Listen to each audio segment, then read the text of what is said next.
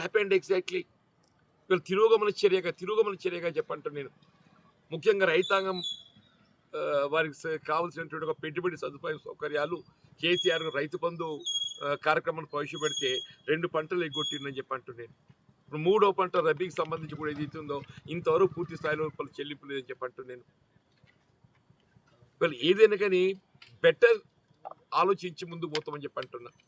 ఇప్పుడు ఏమైపోయింది, 2.5 సంవత్సరాల కాలంలో కాంగ్రెస్ ప్రభుత్వం ఎన్నికలు చేసిన వాగ్దానాలను నెరవేర్చలేకపోవటమే కాదు, ఎన్నికలు చేసిన వాగ్దానాలు నెరవేర్చలేకపోవటమే కాకుండా తిరోగమన చర్యగా ప్రయాణం చేస్తుంటే ఏ పార్టీ ఎవరైనా కానీ అటువంటి పార్టీకి కొనసాగే ప్రయత్నం చేస్తారా?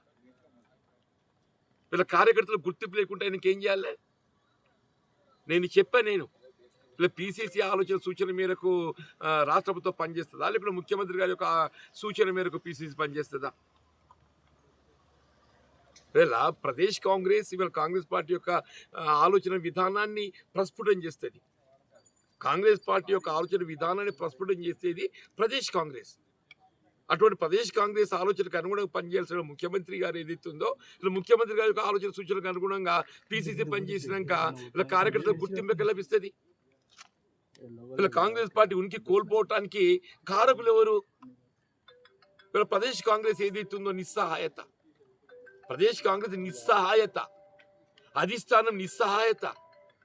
అధిష్టానం నిస్సహాయతతో ఏదైతుందో ఇలా రాష్ట్ర ప్రభుత్వం అదుపు చేయలేకపోవడంతో రాష్ట్ర ప్రభుత్వం ఇలా ఎన్నికల్లో చేసిన వాగ్దానాలు అమలు చేసే దిశగా ముఖ్యమంత్రి గారిని పై ఒత్తిడి తేవటం లోపల సభ్యులు కాలేకపోవడంతో ఈ పరిస్థితి ఎదురవుతుందని చెప్పంటూ నేను.